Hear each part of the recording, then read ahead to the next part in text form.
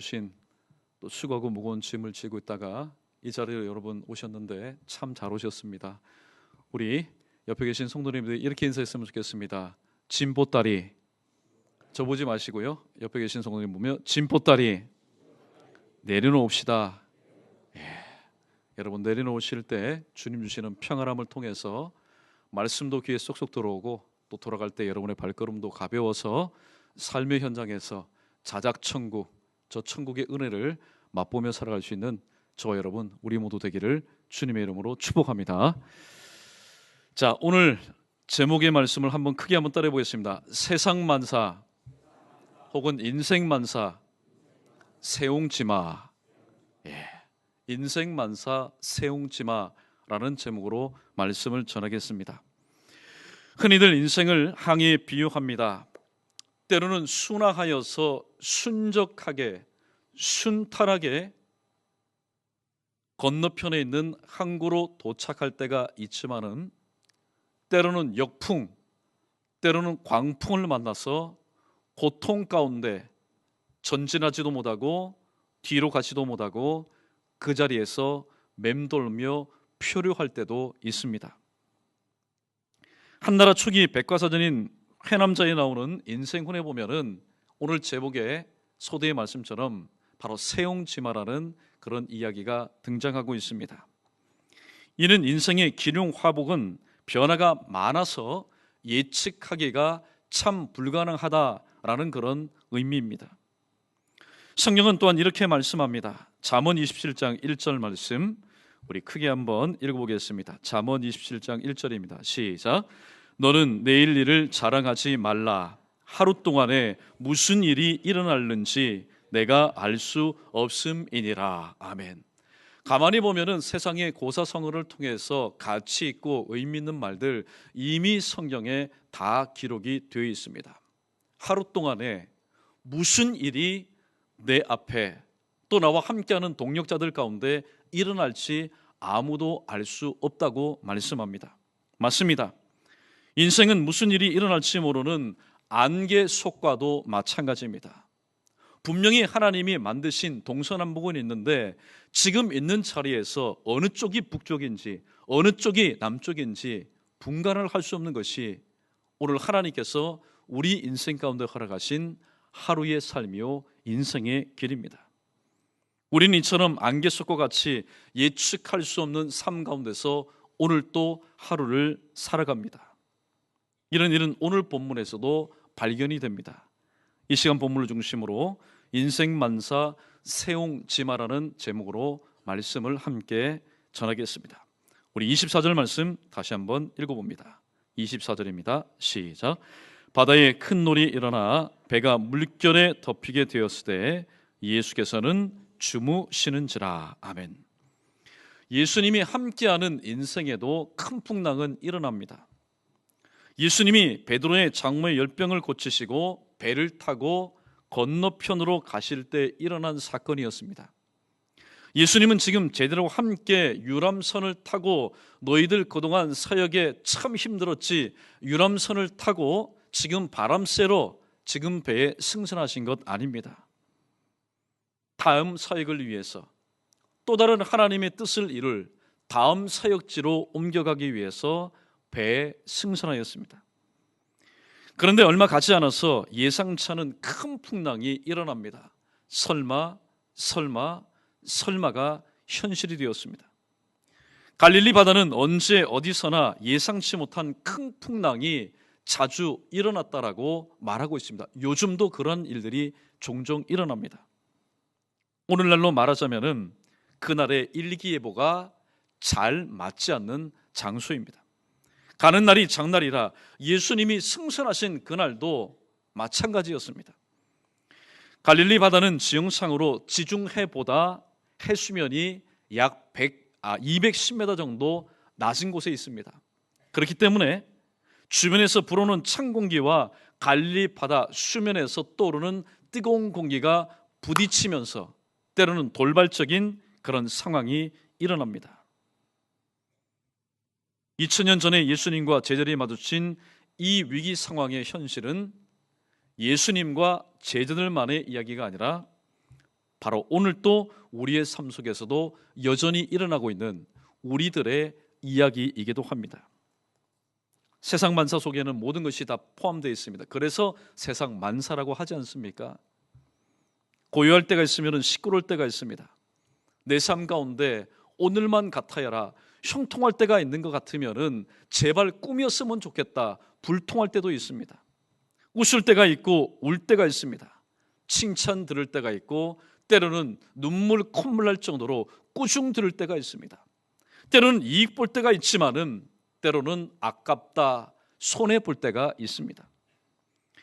이런 시비간의 상황들이 일어나는 것에 대해서 솔로몬은 이렇게 말합니다. 전도서 7장 14절 말씀 같이 한번 읽어봅니다. 시작. 형통한 날에는 기뻐하고 곤고한 날에는 되돌아보아라. 이 두 가지를 하나님이 병행하게 하사 사람이 그 장래를 능시 헤아려 알지 못하게 하셨느니라. 아멘. 하나님께서 왜 우리의 삶 가운데 형통한 날도 허락하시고 때로는 동시에 곤고한 날도 허락해 주셨을까요? 우리 인간은 타락한 본성을 여전히 가지고 있는 DNA를 가지고 있는 존재들입니다. 만약에 우리의 삶 가운데 형통한 날만 계속해서 이어진다면 자녀도 형통이요, 가정도 형통이요, 일터도 형통이요, 만사 형통한다면 사람 중에 그 누가 교만하지 않고 자만하지 않고 자고하지 않겠습니까? 하나님은 때로 허락하신 형통을 통해서 자만할 수밖에 없는 인생으로 하여금 곤곡해 만드셔서 하나님 앞에서 자랑치 못하고 하나님 앞에서 겸손한 인생으로 극과 극에 부딪히지 않고 치우치지 않고 균형 있는 삶을 살도록 하나님은 항상 두 가지를 병행하도록 하셨습니다. 그런데 중요한 것은 그 사실에 대해서 우리로 하여금 알지 못하도록 개역 한글판에 보니까 우리의 신우사를 알지 못하도록 막으셨다고 말씀하고 있습니다. 우리 모두는 매일이라는 하루의 삶을 살아갑니다. 비록 나의 삶이라고 이야기해도 내일 일을 우리가 예측할 수 없는 삶을 살아갑니다. 그래서 복음송에 이런 곡조가 있지 않습니까? 우리 내일 일은 남 몰라요. 우리 고백하고 계속해서 말씀을 이어서 듣도록 하겠습니다. 내일 일은 남 몰라요. 우리 다 함께 부릅니다. 여러분의 지난 날들을 한번 생각해 보면서 우리 한번 고백해 보도록 하겠습니다. 내일 일은 남 몰라요. 하루하루 살아요. 불행인 나요 행함도 내 뜻대로 못해요. 험한 이 길 가고 가도 끝은 없고 공해요. 주님 예수 발레미사 내 손 잡아 주소서.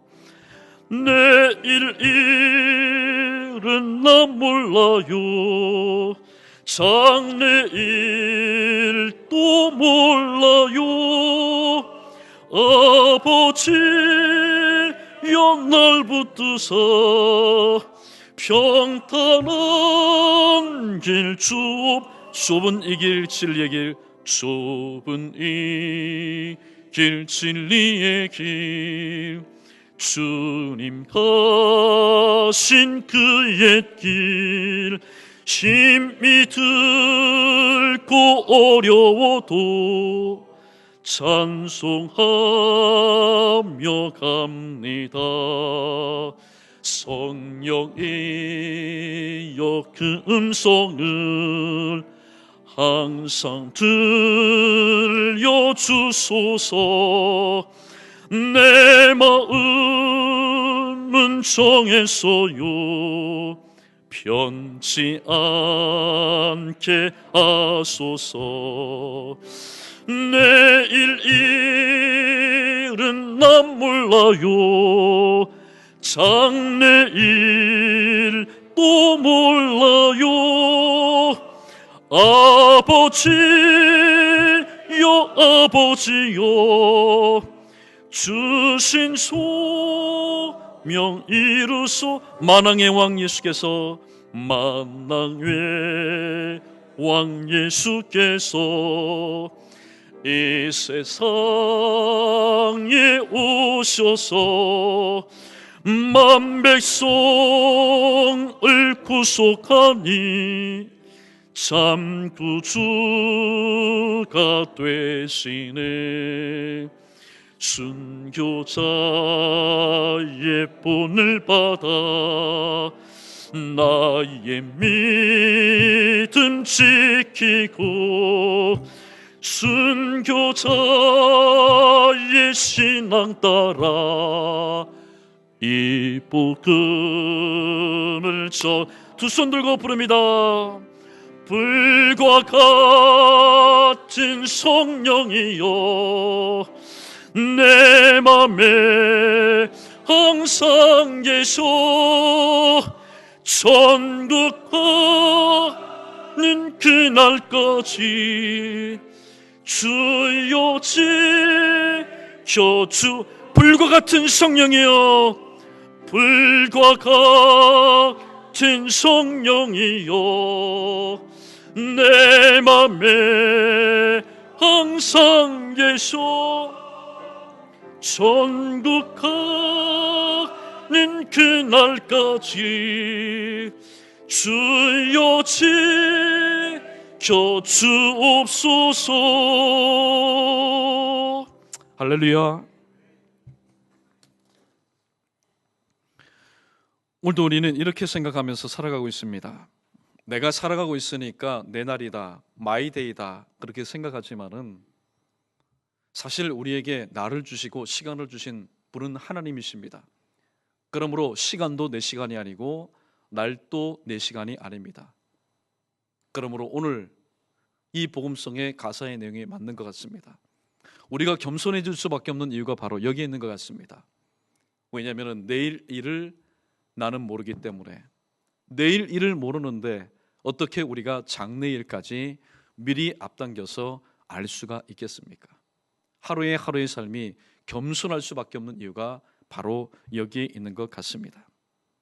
변화무쌍한 인생 속에서 하나님의 말씀을 붙잡고 사는 것만이 가장 확실하고도 가장 안전한 방법입니다. 자, 그런데 문제는 하나님의 말씀을 붙잡고 순종하면서 살아가는데, 또 예수님을 영접하여 모시고 사는 삶을 살아가고 있는데, 성령님과 함께 동행하는 삶을 살아가고 있음에도 불구하고 오늘 제자들이 승선하였던 그 배, 무엇보다도 주님께서 함께 승선하셨던 배에도 큰 풍랑이 불어서 위기 가운데 있었던 것처럼 하나님의 말씀을 붙잡고 예수님의 말씀에 순종하며 성령님과 동행하는 나의 삶에도, 우리의 삶에도 예기치 않는 위기와 고난과 환난이 불어닥친다라는 점입니다. 분명 예수님과 동행하고 동승하는 삶 속에도 고난과 환난은 있습니다. 예수님이 함께하는 가정과 일터와 교회에도 고난과 환난, 여러분 고난과 환난을 굳이 원하고 초청하려는 그런 가정, 일터, 그런 교회 어디 있겠습니까? 그럼에도 불구하고 우리의 가정의 이야기, 우리의 일터의 이야기, 우리 교회의 이야기가 되었습니다. 예수님이 함께 계실 때 만나는 이 고난과 환난은 종류와 강도를 불문하고 우리는 두려워해서는 안 됩니다. 두려워하지 말아야 됩니다. 왜냐하면 예수님께서 요한복음 16장 33절에서 너희가 세상에서 환난을 당하나 담대하라, 왜냐하면 내가 세상을 이기었다라고 승리의 선언을 이미 해 주셨기 때문입니다. 그러므로 고난과 환난을 당하는 교회는 야고보의 권면을 새겨들을 필요가 있습니다. 야고보서 1장 2절 말씀 다 함께 읽어봅니다. 시작. 내 형제들아, 너희가 여러 가지 시험을 당하거든 온전히 기쁘게 여기라. 아멘. 여러 가지 시험입니다. 간단하게 넘어갈 수도 있는 시험이 있습니다. 그러나 눈물 없이는, 아픔 없이는, 사랑하는 성도의 위로가 없이는, 무엇보다도 하나님의 위로와 붙잡아 주심이 없이는 넘어갈 수 없는 그런 시험과 환난과 고난이 있지만은 오늘 야고보는 성령의 감동을 받아서 쓴 이 야고보는 온전히 기쁘게 여기라고 말하고 있습니다. 왜냐하면 우리가 당하는 잠시 잠깐의 경한 이 환난은 잠시 이어질 영원한 영광에 비해서 좋게 비교할 수 없기 때문입니다. 믿음의 시련을 통해서 믿음의 사람은 항상 태어나게 되어 있습니다. 무엇이 믿음의 사람을 만들겠습니까? 그 믿음이 진짜 믿음이냐 가짜 믿음이냐, 하나님께서 역사하실 만한 믿음이냐, 아니면 하나님의 눈속임을 하는 믿음이냐. 믿음의 사람은 그 사람의 믿음의 시련을 통해서 항상 만들어지기 때문입니다. 신앙생활은 고난과 환난의 연속입니다. 연속되는 고난과 환난은 신앙생활에 있어서 불필요한 불순물을 제거합니다. 그래서 결국에는 그 사람으로 하여금, 그 사람이 많이 배웠던 적게 배웠던, 여러분, 하나님의 사람 사용하신 하나님의 인재 등용의 기준은 세상의 평가와는 전혀 다릅니다.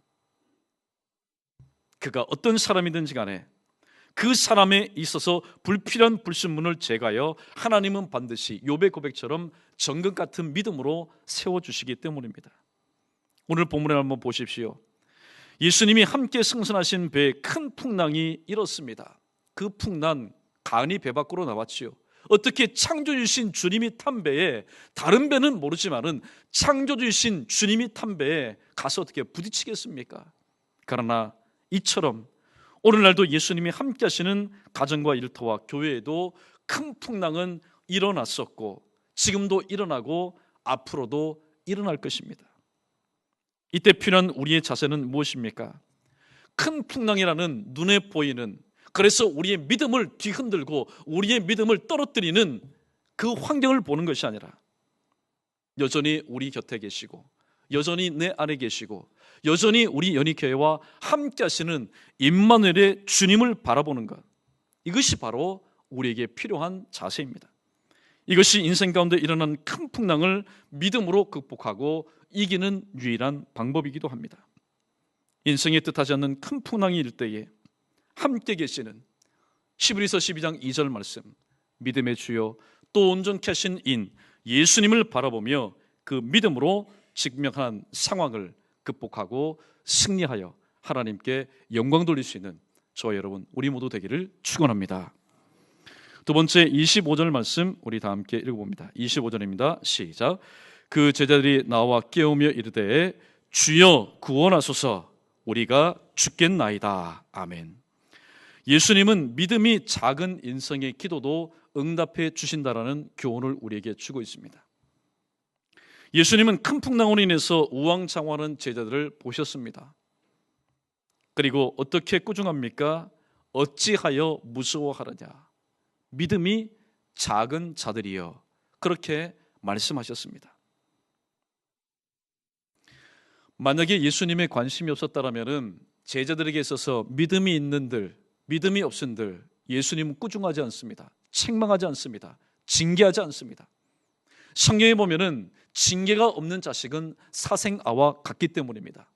예수님이 칭찬하실 때도, 예수님이 꾸중하실 때도, 예수님께서 책망하실 때도 그 제자들을 사랑하시기 때문이었습니다. 여기서 믿음이 작다라는 얘기는 믿음에 의심이라는 불순물이 섞여 있다라는 의미입니다.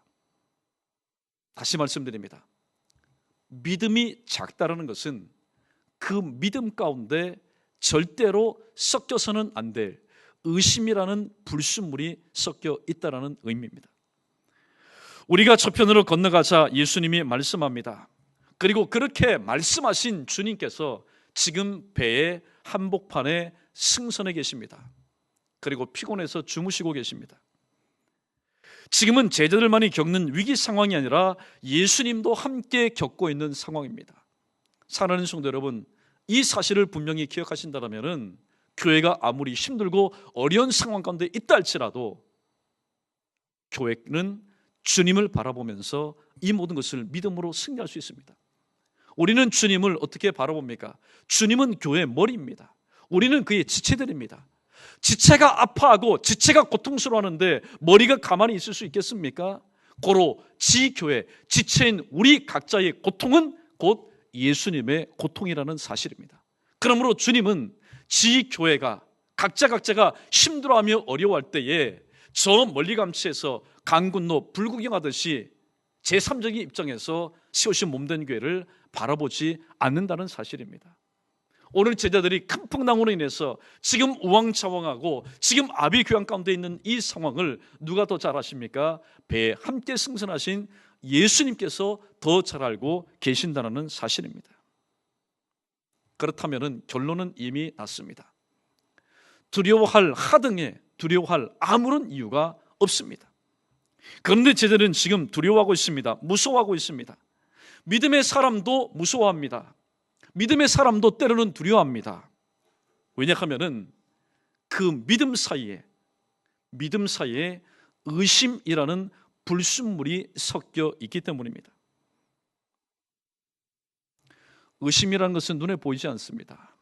그런데 이 의심이라는 것이 믿음 생활하고 있는 내 안에 들어와서 한번 작동하기 시작하면은 불안, 염려를 발동하여 그 믿음의 사람으로 하여금 결국에는 그 상황 앞에서 무서워하게 하고 그 상황 앞에서 두려워 떨게 만듭니다. 하나님의 사람으로서의 품위와 품격을 잃어버리게 만듭니다. 의심하면은 문제는 문제로만 남습니다. 어떤 경우에도 마찬가지입니다. 이건 신불신간입니다. 믿지 않는 사람도 어떤 직면한 문제에 대해서 계속해서 의심하게 되면은 그 문제는 문제로만 남아있게 됩니다. 더욱 미궁에 빠져들 뿐입니다. 우리 한번 따라해 보겠습니다. 믿어야 뚫립니다. 믿어야 열립니다. 믿어야 풀립니다. 여러분, 믿음의 역사가 이렇게 강력한 겁니다. 그러므로 어떤 상황과 자리에 있다 할지라도 뚫는 믿음, 여는 믿음, 푸른 믿음의 소유자 저와 여러분 우리 모두 되기를 다시 한번 주님의 이름으로 간절히 축원합니다. 우리 중에 믿음이 적음으로 인해서 자신을 과소평가하는 사람이 있습니다. 지금도 있을지도 모르겠습니다. 하나님, 저에게는 믿음이 있기는 있는데 그 믿음이 작습니다. 스스로 과소평가하지 마십시오. 믿음 적음으로 인해서 낙심하거나 한탄하지 마십시오. 큰 믿음과 작은 믿음의 차이는 사이즈의 차이가 아닙니다. 여러분, 우리가 항상 절대 평가여서 낙심하는 이유가 바로 여기에 있습니다. 주님은 큰 믿음의 소유자는 칭찬하시고 믿음이 적은 오늘 제자들을 향해서 책망하셨습니다. 고로 큰 믿음과 작은 믿음은 사이즈의 차이지 않느냐. 믿음의 의심이라는 불순물이 섞여 있는 것, 이것이 작은 믿음이라는 그 말씀을 염두에 둔다면 큰 믿음은 어떤 믿음입니까? 의심이라는 불순물이 제거된 정금 같은 믿음, 어린 아이의 믿음도 그 믿음은 큰 믿음이 될 수 있는 것은 의심이라는 불순물이 제거된 믿음이기 때문입니다. 여러분, 어른이라고 해서 항상 큰 믿음을 가지고 있는 것 아닙니다. 어른이라 할지라도 그 사람이 그 마음 가운데 의심이라는 불순물이 섞여 있을 때는 작은 믿음의 소유자가 될 수밖에 없습니다. 그러므로 본문의 제자들처럼 직면한 상황 앞에서 작은 믿음, 예수님께 꾸중 들을 만한 믿음을 가지고 있다면 눈에 보이고 귀에 들림으로 내 믿음을 흔드는 내 안에 있는 의심을 제거해 달라고. 사랑하는 성도 여러분, 의심이란 게 생겼습니다. 불안이란 게 생겼습니다. 염려, 근심, 걱정이 생겼습니다. 이것은 내 안에 있어서는 안 되겠지. 그렇게 해서 여러분 내 안에서 제거됩니까? 없어집니까? 절대로 그렇지 않습니다. 바로 성령 하나님의 때를 따라 도우신 은혜, 나에게 이 모든 것을 물리치고 평안을 주시는 하나님께 우리는 간구할 수 있어야 됩니다. 그리고 누가복음 17장 5절에 사도들처럼 우리에게 믿음을 더하소서.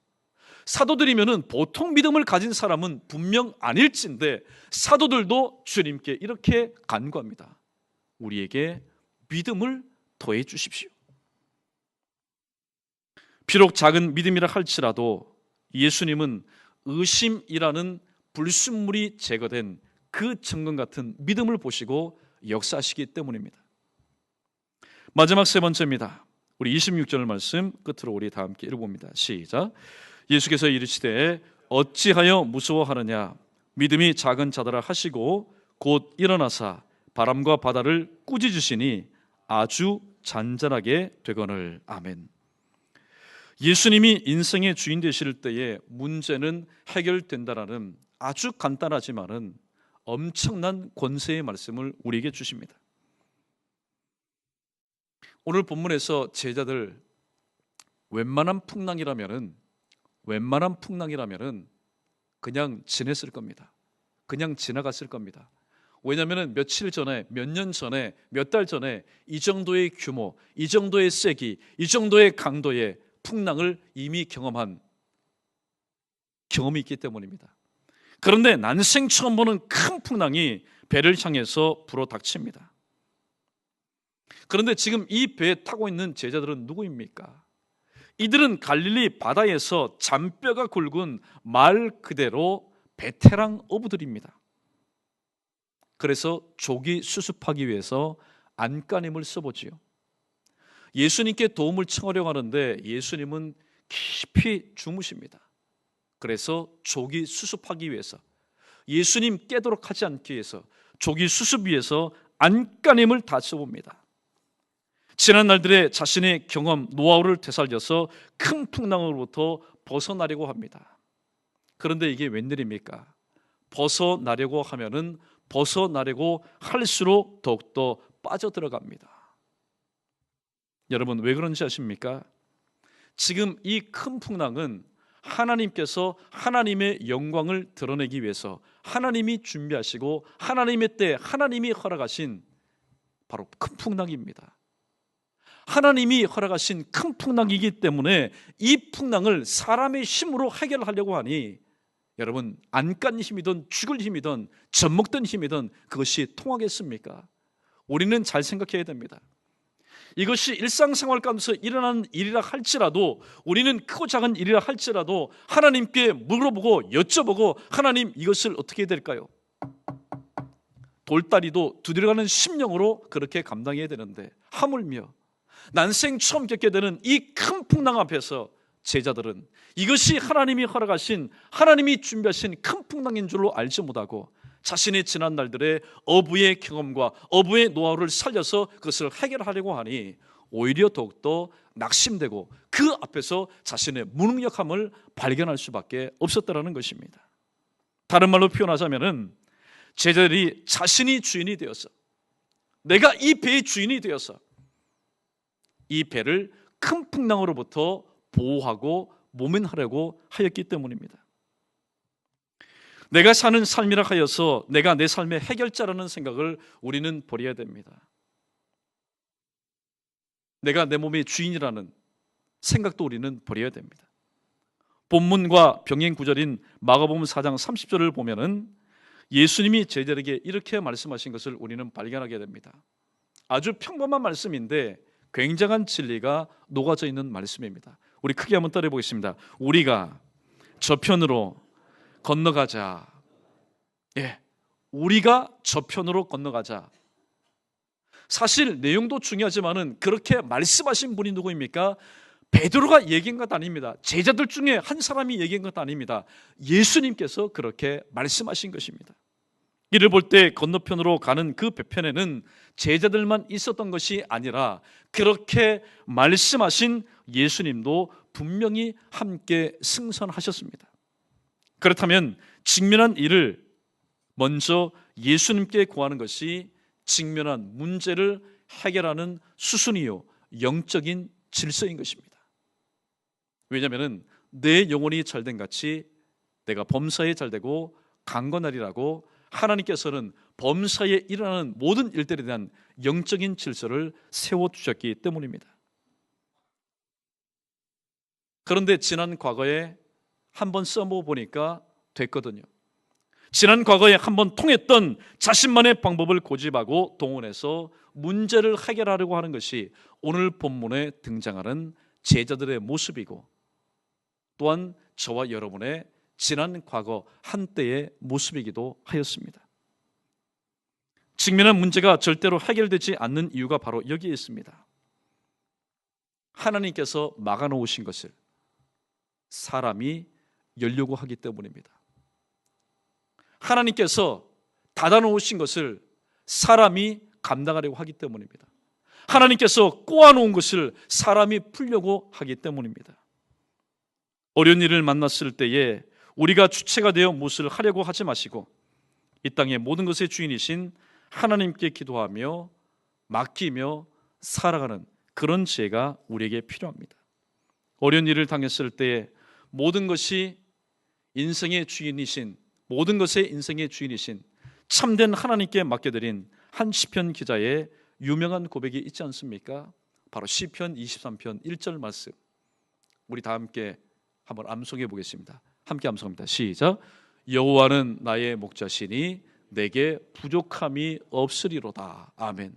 왜 다윗이라고 해서 부족한 것이 없겠습니까? 왜 다윗이라고 해서 모자라는 것이 없겠습니까? 그러나 내 인생의 참된 주인이신 하나님께 이 모든 어려운 일들, 모든 것을 기도 제목 삼고 맡겨드렸더니 그의 인생에는 항상 여호와는 나의 목자시니 내게 부족함이 없었다라는 풍족한 신앙의 고백이 있었던 것입니다. 맡겨드리지 못하고 내가 내 삶의 주인이 되어 살면은 직면한 문제는 항상 결제란에 미결제상으로 쌓여만 갑니다. 눈에 보이는 것이 미결제입니다. 그러니까 그것을 볼 때마다 내 마음의 상처와 아픔만 남겨집니다. 그러나 다윗처럼 하나님이 내 삶의 주인이 되시면은 쌓여있는 미결제 사항들은 하나님의 도움으로 인해서 하나하나 깔끔하게 해결되는 모습을 우리는 발견하게 됩니다. 26절 말씀을 보면은 드디어 주무시던 예수님께서 일어나십니다. 주무시던 예수님께서 일어나셔서 바람과 바다를 꾸짖으실 때에 이 모든 것의 주인이신 창조주신 예수님께서 바람과 바다를 꾸짖으실 때에 큰 풍랑이는 바다는 아주 잔잔하게 되었다고 오늘 마태는 우리에게 증가하고 있습니다. 내가 내 삶에 내 인생의 주인이 될 때에 문제는 여러분 결코 해결되지 않습니다. 왜냐하면 그 문제는 내가 제출한 문제가 아니라 하나님께서 인생인 나에게 제출하시기 때문입니다. 그러나 예수님이 내 인생의 주인 되실 때는 쌓여있는 문제는 내가 풀어서 내가 그것을 감당해서가 아니라 바로 주님께서 해결해 주시기 때문에 나의 삶 가운데는 오직 하나님께 감사요 찬송이요 영광일 수밖에 없습니다. 말씀을 정리합니다. 오늘 말씀에서 여러분이 꼭 한 가지를 기억하십시오. 세옹지마인 인생입니다. 어떨 때는 좋은 일도 있고 어떨 때는 눈물 날 때도 있습니다. 이것이 바로 세옹지마인 우리 인생의 이야기입니다. 이런 인생에서 만나고 겪게 되는 고난과 환난은 우리로 하여금, 하나님의 사람인 우리로 하여금 함께 계신 주님이 바로 전지전능하신 하나님이시라는 사실을 더욱더 확고하게 만듭니다. 첫 번째 대제의 말씀 기억나십니까? 예수님이 함께하는 배에도, 예수님이 함께하는 공동체에도 큰 풍랑은 일어납니다. 왜 일어날까요?